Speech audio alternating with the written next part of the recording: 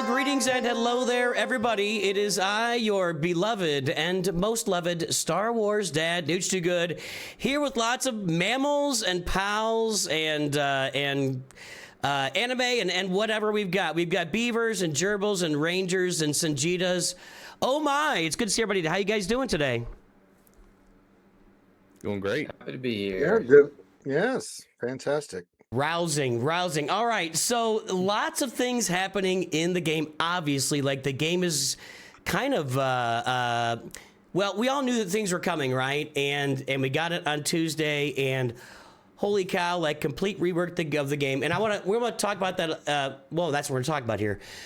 I do want to say first, I don't think we're going to talk a lot about the new and early game experience unless somebody really has a disagreement that I think that the changes are kind of off the charts tremendous for new and early gamers. Does anybody have a bone to pick there? Or I mean, if we got a disagreement, we'll hear it out, but I'd be surprised. No, I mean, it makes it more interesting for new players. It looks great. I Relic Delta's going to be rough, but that's it. Like, I don't know. But no, I agree with you. I think I have not read over all of them. I mean, I did watch, 10 seconds of everybody's video summarizing it in the hour-long videos you all had. But I've skimmed it, and it looks pretty solid to me. I think I would love to start a new account just to experience the difference from the get. But I'm not in a position in this world where I can do that right now. It's just a time commitment I can't share. But it does look like everyone's gonna do that too. So it would be like really congested because everyone wants those quest tokens and stuff. Although, what would be interesting is if everyone does that, maybe we all pick a different farming path, and then we can check in at regular intervals to see, hey, who's accomplished the most with this? Somebody go Empire, somebody go Bounty. If you want to organize that, Gerbil, you're welcome. Yeah, you're welcome to organize that. I'm gonna pass. Yeah, I get time for that. I like the idea though. All right, so I finally have time for it, so. Let's get to any concerns then. So as we get to we agree early game, new game, great. Lots of you get all these teams. You're gonna get tokens out the wazoo and just and options, right? Options for what you want to do. So let's talk about Relic Delta and where that's settled. So why don't we start with let's start with you, Ranger. By the way, this is Ranger's first time on the I don't know if we call this a podcast, whatever, on the group session here. So good to have you, sir. Yeah, we've done stuff in the past in your live streams, but it's been a bit because of our schedules and stuff. But yeah, I'm glad to be here and fellow beta Relic Delta tester. So yeah.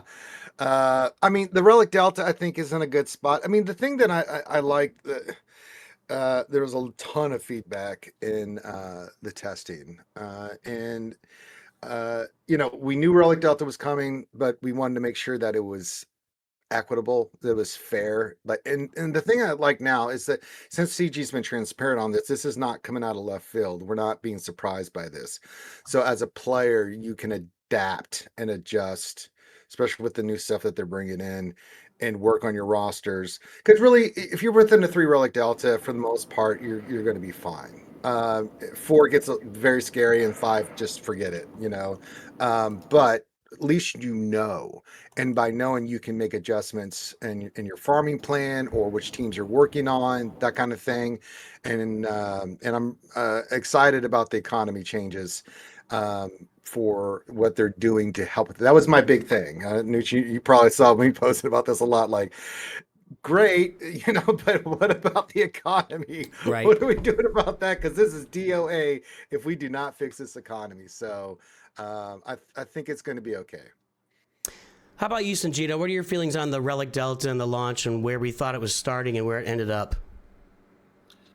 Well, I got information on it later than you guys because I wasn't part of it. But yeah, I think it landed on a good spot. Like, honestly, like Ranger said, 3, I think 3, you're going to start to notice it with a 3 relic difference, but it's not going to be like an insurmountable thing. And then 4, yeah, the big thing is how much extra damage you're taking. Because if you have a good team with control, those damage penalties of like minus 25%, you're going to get past that eventually. So I think it's fine. I honestly, like I'm a little bit looking forward to the extra layer of strategy to it. Even on my small account, I already like made a little favorites list of my Relic 3s that can't stay there anymore. But like Right. it is gonna suck to, not be able to beat a really high Relic team with the Relic 3 Treya.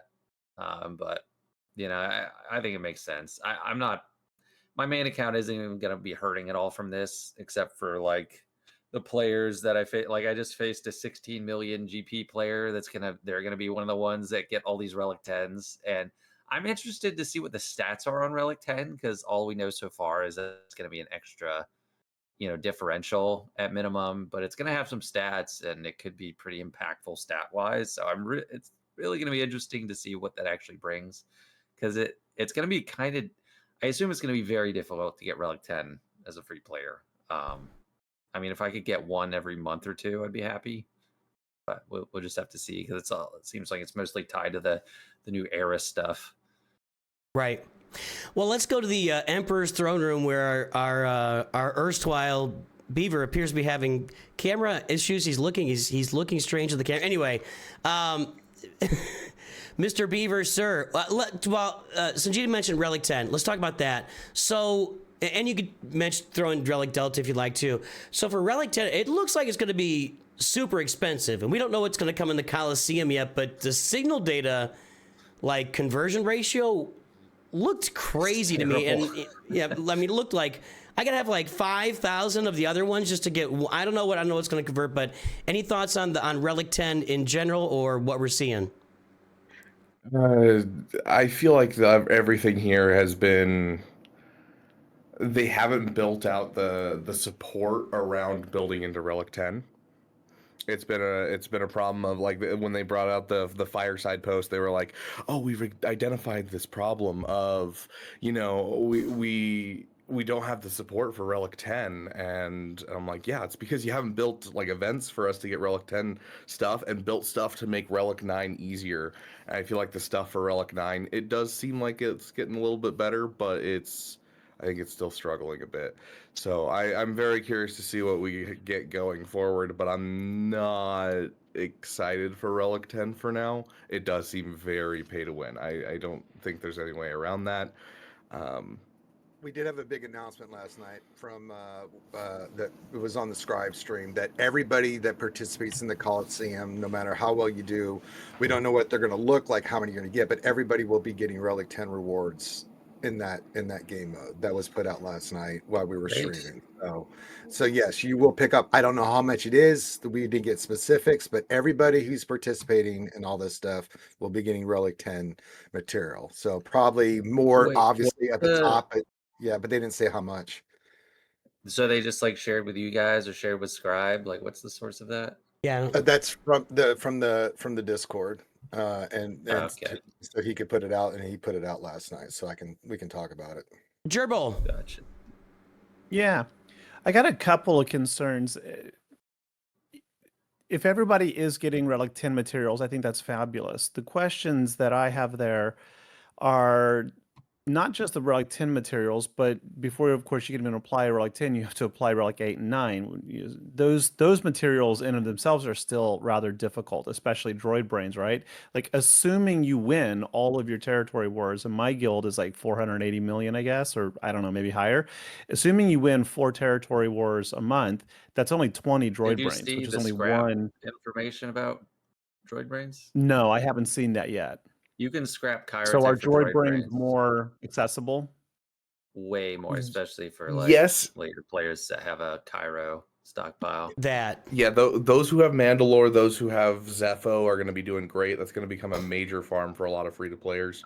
Okay. Otherwise, it's going to be really rough. Well, I don't know, because the change with the new system, right, with how we're going to be gearing and stuff, a lot of that old system gear, initially, you're right, a lot of new players may not have like the piles like some of us veterans do, but there's also another the med pack thing, whatever, is another piece that you can salvage as well. Like, you can just farm that easy. I think now that we're going to this new era system of bringing characters up, those piles of other gear as you get your stuff caught up is going to allow you to eventually start slicing that stuff for Relic 9 and stuff. It'll take time. There'll be some pain involved, initially, because new players just don't have that stuff for their legacy tunes. But I think in the long term, it'll flip. Yeah, it's The- a 27.2 Chirotech for one droid brain. So if you have, it'd be 544 Chirotech for like a 20 of them. Or It 545. feels really rough for like Yeah. early gamers and mid gamers and that type of stuff. Well, also, so I have like a mid game account, and like I'm not touching my droid brains. I have like 140 because I can't get the other stuff. So I think like early game, it's because like you start getting max amount of droid brains at a 380 million guild. That's not that big anymore. So I think droid brains are actually fine in all of this. Just my The other piece though is that I think the meta is going to shift for new accounts and mid game accounts, Yeah. where we're shifting to like we're getting one Relic 9 Savage or one Relic 9 character that we can throw on defense or use as a solo on offense as the strat in GAC. And so we're going to have to get those Relic 8s and Relic 9s for new accounts just to compete essentially. And so I think the need for Relic 9s has become more. So I don't know if those accounts can keep up with that, even with this change. And see, I Well, think I that mean- actually brings up a really good question, especially for early game players. Who or what type of character do you, sink all of your high relic gear into initially? Like, so I was just chatting with a guild member today. We were talking about like who you're going to relic 10 first, and I was thinking, my initial thoughts is an attacker, someone like a Ewoks, Han right? Solo. Ewoks. How dare you? Well, yes, How knowing me, it dare will you, be, but sir? yeah, but like, These- with a relic delta especially, right? Imagine if you've got that relic 4 or 5 delta and like Han Solo, if he's your attacker, he's just going to blitz down anybody on that opening shot. Or do you put it in a tank, hoping that they will become so tanky that with the delta, not only do they have the survivability, that the enemy team just can't damage them? So I think it's a really interesting question as to who would you apply those to? Because you're right. I think, Beaver, you don't need your entire squad, especially as an early player. You just need that token, high relic, on each team. Yeah, I mean, especially with like fling teams where you have like, Imperial Troopers where they're a turn meter trained team, and then you just need Dark Trooper to hit the hit. So you get a Relic 5 Dark Trooper, Relic 8 Dark Trooper, and then you just throw Gear 8 Troopers, and we're back to the old meta of, having low gear Troopers essentially. Or imagine Night Sisters with a high relic Mother Talzin. No, not Mother Talzin, but Old Daka. Like, if you just can't kill her, then the entire team I can't think perpetually of anything less respawns. scary than that. Relic Daka is not something I'm going to be afraid of. Well, as a new account, I think a lot of people will have lots of troubles with that.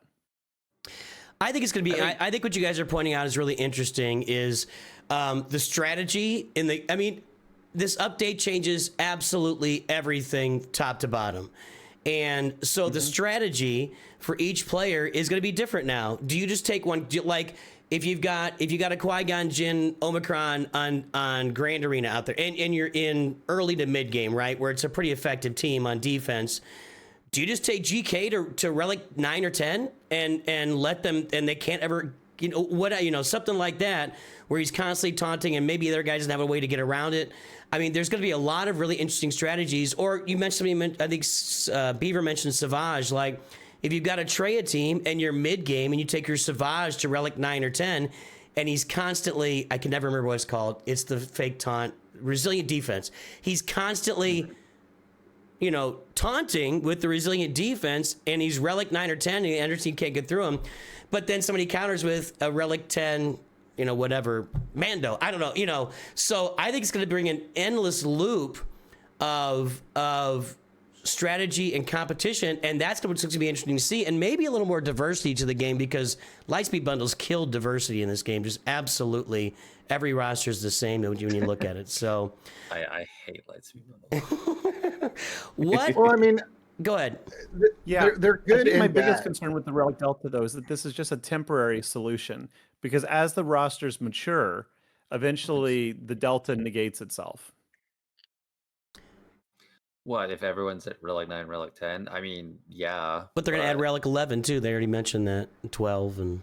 Yeah, I Yeah, think it's down the road. actually the logic for why it's not just a band-aid makes a lot of sense, because if they just jack up the stats so high for like 10 and then 11 is just insane. Like it's yeah, it helps out people with that, but it doesn't incentivize relic scaling across the roster. Like to have it, the differential doesn't matter what the max is, like you're still going to be measuring by differential, which is something that scales. So I do think that is a good long-term structure.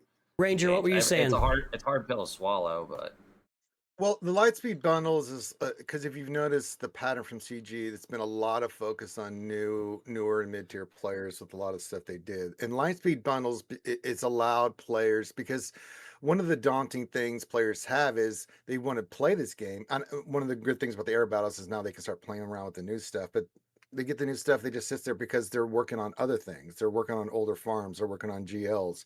This just helped expedite it. So, and that part I like it, but the bad thing is these newer accounts that are getting these Lightspeed bundles. Okay, great. You got your new Lightspeed bundle, got your GL. No Zetas, no mods. So they're spending even, a lot more time having to go back and get those because it's not really the team Right. without the mods and stuff. So I try to warn players like, if you're in a good spot and you can do most of the stuff, then get the Lightspeed bundle. But if you just want to have it, fine, it helps, but you're not getting the maximum of value out of that. But I think it was a way for them to expedite if you wanted to pay for it to get caught up closer to the end game, because there was really no way other than just farming and spending toward farming. So but it'll be interesting to see with them becoming permanent. I think for under 4 million, they said will be the Lightspeed bundles for players, and I think that's a good thing because they do need those GLs and big teams for like conquest and things of that nature. When they the original bundles like SLKR, Ray, Star Killer, those ones are becoming permanent for 4 million and under. Yeah, interesting.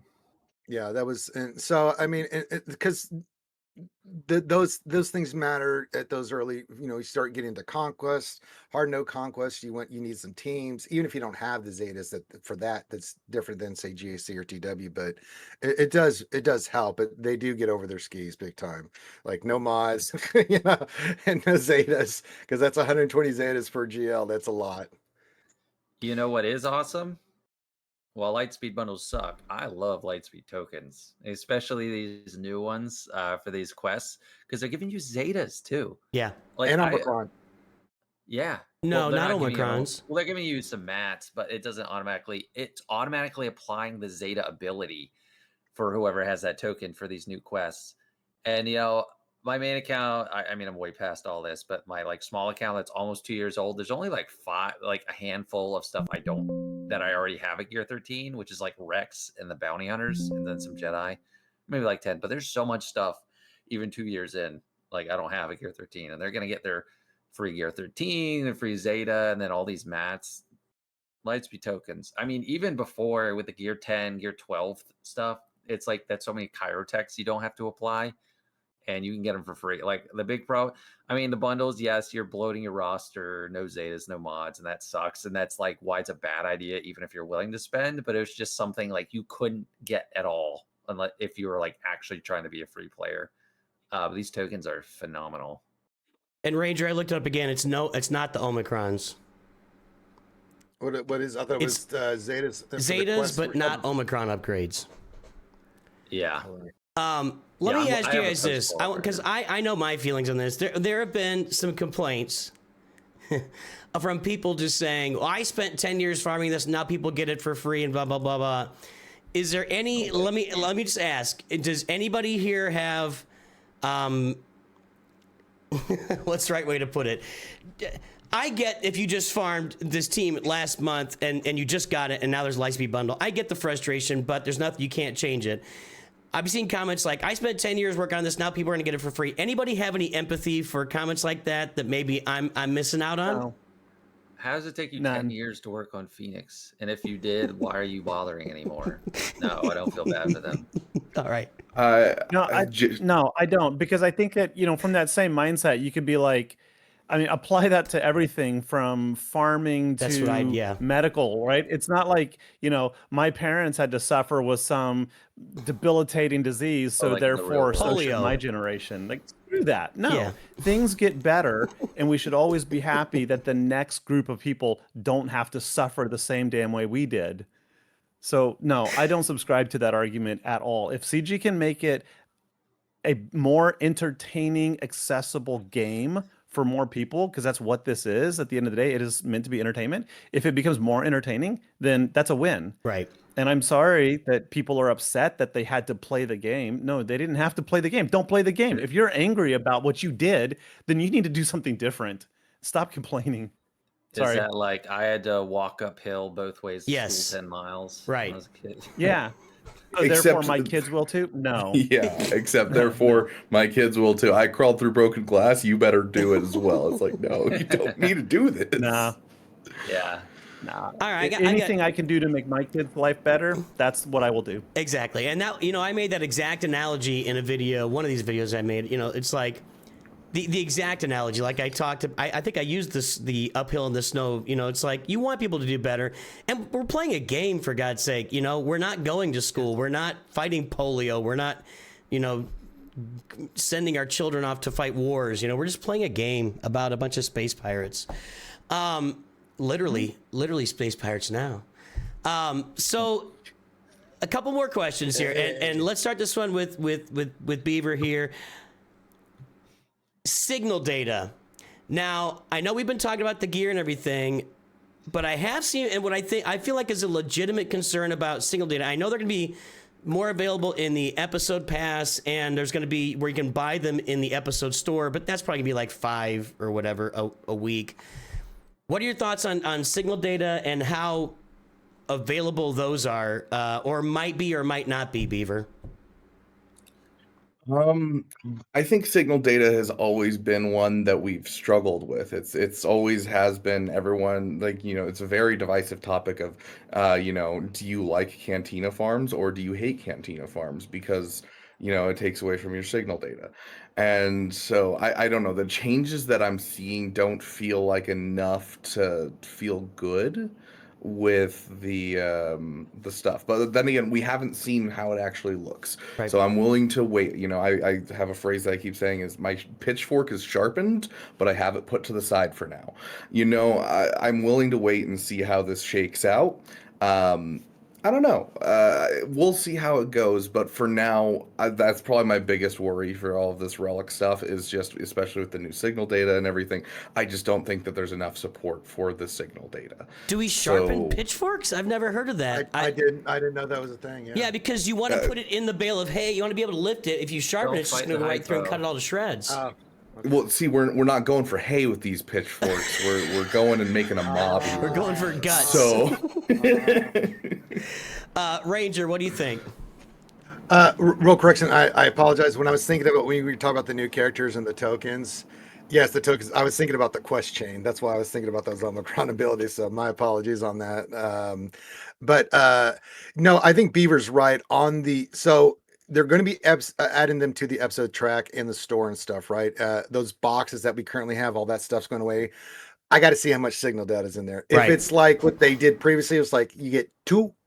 And we're like, no, that's not good. If it's like 10 or 15 a pop and it gets exponentially better as each box as you progress during the episode track, thumbs up.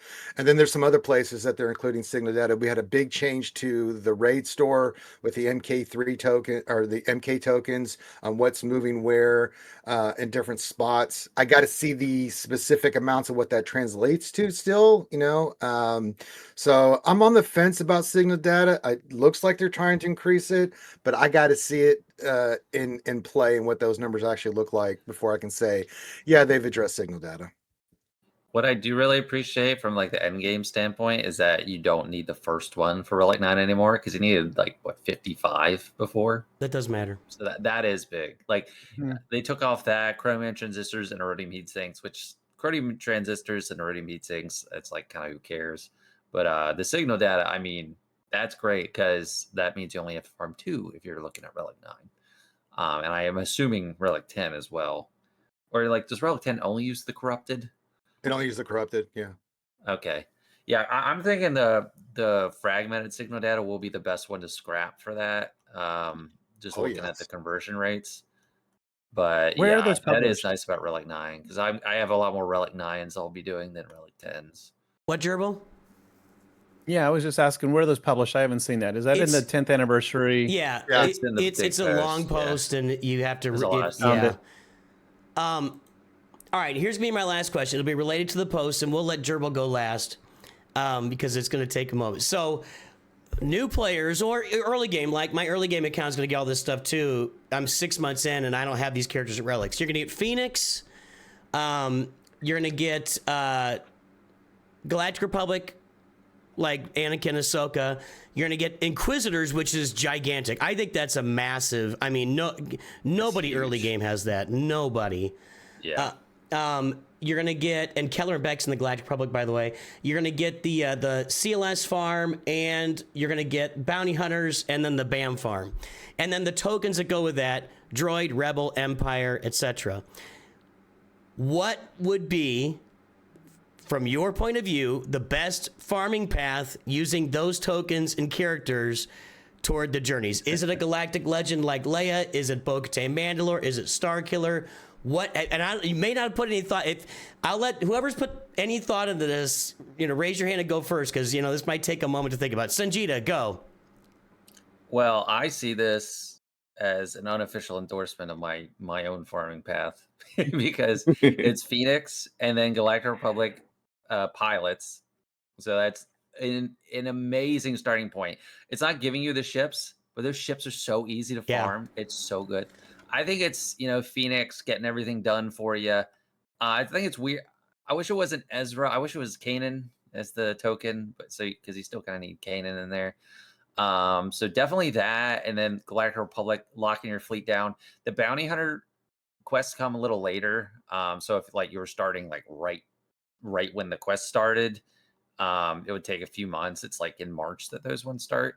But I think it's absolutely that into your biggest farm being Leia. Now, I'm not a fan of rushing a Galactic Legend in the first few months. I think you want to get all your challenge tier 1s done for assault battles so that you're at least helping out that Chirotech and Zetas and the finishers and everything, especially finishers. I mean, finishers, that's the only source you need eventually at some point. But it's that there's not really a whole ton supporting a profundity farm. There's a little help for Jabba, and Nooch and I talked about this in a whole video. Jabba and Leia, we think, are the best 2 starting Galactic Legends, and I think a lot of people would agree. I don't think you go for Bo-Katan Mandalore yet. I think it's fleets, assault battles, Leia, because Leia can do everything. Leia dominates every proving ground, which I forgot to bring up in our debate, by the way. That's a huge. Jabba struggles with 2 or 3 of them. Still debating me. Leia beats every proving ground. I think you want to do that, and then you want to get Poncho Bros, as they're called, Obi-Wan and Qui-Gon. So yeah, but I think the Galactic Legend that this supports the most is Leia. It also does support Executor, and if you're starting in March, that's probably actually better to start with that fleet than even I'll admit that than Galactic Republic. If you have Dengar and IG-88, it takes a while to farm those ship shards though, so that'll take a while. But having them at Gear 13, we got IG-88, Dengar, Bosk, Boba Fett. That's phenomenal. Fennec Shan, and then a generic bounty hunter one. It's amazing. Right. And plus, you're getting an Empire token from earlier, which you can use on Piet or Vader. Or no, you can use it on Vader. I think you can use it on Vader, but use it on Piet. Yeah. Ranger, what do you think? Either of those. I think it's phenomenal. I mean, it's so nice because again, it's another way for them to say, all right, you're doing the new stuff. You got your legacy farms. By the way, this other stuff you probably didn't touch. Here, just do quests and you can get this caught up at the same time. And we'll give you an extra token where you can move it to, Songeta just said, to Vader, Piet, that kind of stuff. That helps tremendously. When I first saw this, I was like, yes, this is something they should have done a long time ago because it really helps people get those teams, they're not having to, they can just say, okay, I got this stuff for the quest, I can do this stuff for my legacy, and I'm working on the new stuff and having fun with that. And I think it's brilliant. I think it's fantastic. And the other, the Zetas, the Omicrons, all of it is just really, really nice. And I think for new and mid-tier players, who we all know will skip a lot of stuff trying to get to the big stuff, I love it. I think it's fantastic. Any I really take on do. what might be the best path with all those Lightspeed tokens? It's just depend. It's so subjective. Um, I mean, there's good reasons, like the GR stuff for the fleet and stuff like that is really good. And then you've got the Phoenix, which is really good. I don't know. I think once the Inquisitors hit on January, I think you should go hard into that. I think that's the one you Yeah. should really go for, because that one will really make your life so much nicer. To get the Inquisitors, to get, with Eighth Brother, Ninth Sister, Fifth, Seventh, then you can go for Grand Inquisitor. And that team slaps. It has slapped for a long time. And eventually you can go forward with your guild, getting Third Sister and with Riva. And I think that's the one I would focus on. Get the other one, sure, but that one I would like, if once that came around, I'd be like, yep, gonna get that one, because that's gonna be great. And it's an assault battle that nobody farmed until like mid to late game previously. So, Beaver. I think that honestly, a lot of this comes down to very similar to what Songeta said. I think we're kind of getting an endorsement for the. I don't know if I fully agree with the Galactic Republic fleet, just because of the amount of fleets that are good right now. And so building into the Galactic Republic might feel a little off to the side when you can build out like a home one and do some good stuff and that type of thing. But regardless of what your starting fleet is, I think going for the Rebel Trinity is still the best bet. And they're kind of giving you some bounty hunters to lead into the Executor. But I think the opening play, because like you look at Phoenix and you're like, oh, it's giving you Phoenix, that's great. But also Phoenix is one of those severely devalued teams by Relic Delta, because if you want them to compete, they all need to be Relic 7 to be able to compete. Whereas something like Imperial Troopers, you're flinging just Dark Trooper, you only need Dark Trooper to really compete. And so those mass Do you think assisting like a brand teams. new account needs Relic 7 on their Phoenix? No, that's not what I'm saying. But I'm saying that new account would get a lot more value out of, for instance, the Anakin token that they got, and taking their Anakin up to Relic 7 because it's a requirement for things, and then they could throw it with Qui-Gon on defense and get some really solid damage with Relic Delta to people trying to swing up into it with anything smaller. Or that type of stuff. And so like instead of having to keep track of those characters, so because like for now, once you get them, yeah, they're going to be fantastic for what you're doing early, but like down the road, I feel like you have some pieces like you're getting Kelleran Beck, you're getting a Jedi token that you can then drop into the Queen's Men, and the Queen's Men can get you that assault battle. And so you can kind of build a Qui-Gon, Kelleran Beck super team for GAC and for Territory War, and build that out as a good starting team for yourself, and then kind of build towards those rebels. Just because it's, Rex and the Phoenix will do what you need them to do at Gear 13, and you don't really need to invest much into them. And then you can, get that Kelleran Beck with the Queen's Men and that type of stuff up and running, and get a good team there to help you in GAC, Territory Wars, and throw some relic levels because they're necessary. Gerbil, did we give you some time to study there, or you got it? What's your take on it? I absolutely had to study because I haven't actually thought about this in forever. I haven't seen the light side tokens that everyone's been talking about, so I don't know what is actually coming.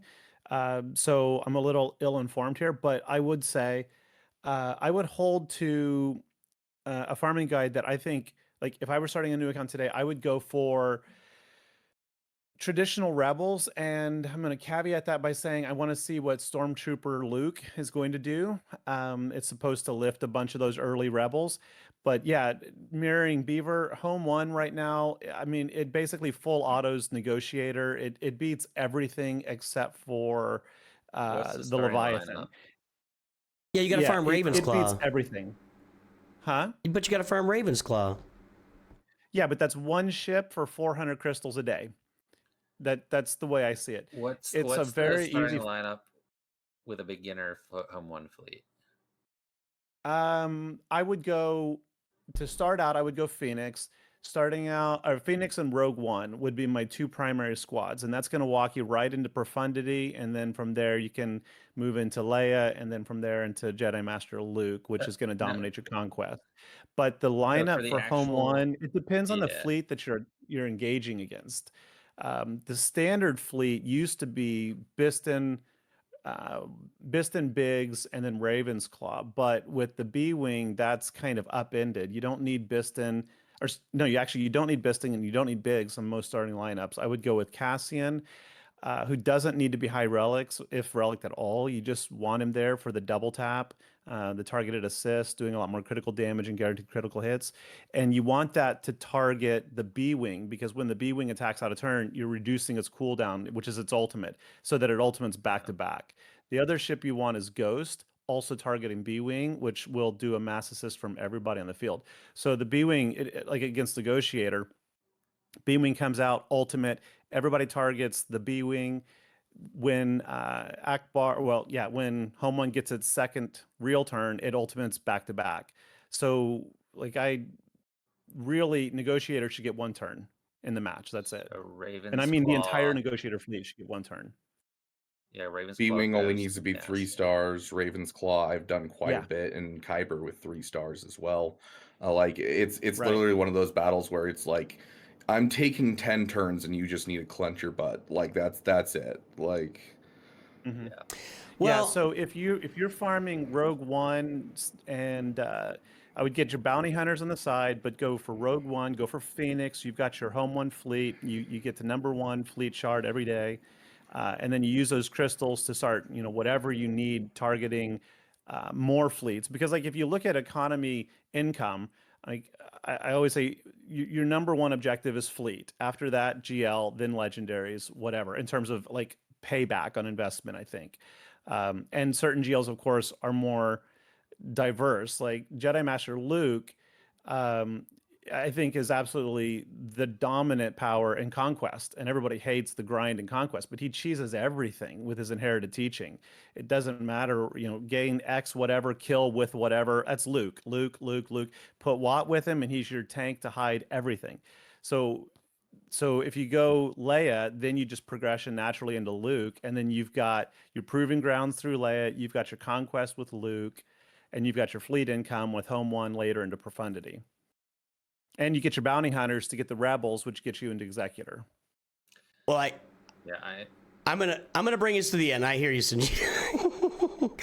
I think there's a lot. I mean, I'm intrigued by the thought of a Home One starting lineup. I'm just trying to think of like the value trade-off of farming a few crappy pilots. And, right. Like, SE2ing. That's like the biggest downside.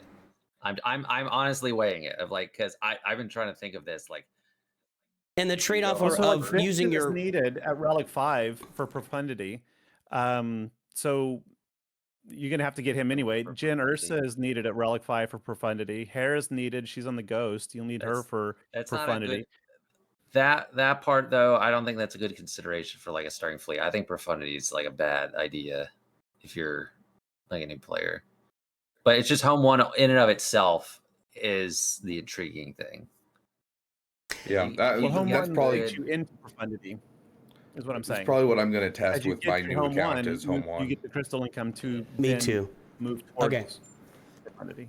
Here's what I think we are showing. Here's what I think we are demonstrating right here live is that the world is opening up. The options in the game are going to be much more open and diverse and interesting for new players. If we go back 5 years in this game, or whenever we had the Revan meta, it was either Jedi Knight Revan or Darth Revan for about a year. And if you didn't have those teams, you were out of luck. You were done. And now it's where you can farm the Endurance with the fleet. You can farm the Executor. You can farm Home One. There's a lot of different options for you as a new player, early player, mid-game player. And a lot of things you can do, and there's a lot of discussion to be had around it. I think we could probably sit here and debate that and talk it through for the next couple hours, but people have lives, and Gerbil needs to go to sleep. It's late. It's late in It's Shanghai. midnight. Yes. Anyway, we'll go one round for some quick parting thoughts. just wrap it up real quick, a couple sentences. We'll start off with Beaver. What do you got? Anything?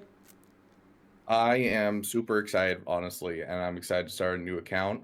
And I'm also really curious if the new Barris Inquisitor is their key to making Riva an easy mission for new players coming in, so they'll go for something new off the bat. So That'd be fun. that's about all I got. Ranger. Like you said, it's a whole new world, and we'll do as we always do as a community. We'll get our hands on it, we'll adjust, and we will conquer like we always do. So it's going to be okay. Gerbil. I'm stoked to have our 6th, or is it 7th Chewy in game. That's all I can say. We need more Chewies. We do need more Chewies. Chewies. We need Hoth Chewy with the snow. And Songeta. What was the question? Just wrap us up with a sentence or two. Oh, it's good stuff, man. Good stuff. All right, folks. I think we all agree that the update is awesome. It's going to bring a lot of challenges, interesting, and I think we've shown here, like I said a few times, a lot more diversity to the game for people that are starting. And the game dies if people aren't starting and continue to play. I mean, that's just I think we can all know that. If we're sitting on the existing player base, people cycle out. So we're going to hopefully have something here for new players to sink their teeth into, play the game for a long time, keep our game we love going. Everybody, thanks for joining me. Everybody go check out their channels. I'll put links in the description. I'm sure you already know these guys anyway. You don't need my help there. Have a good day. We will talk to you soon. And always remember, Nooch and the crew, too good.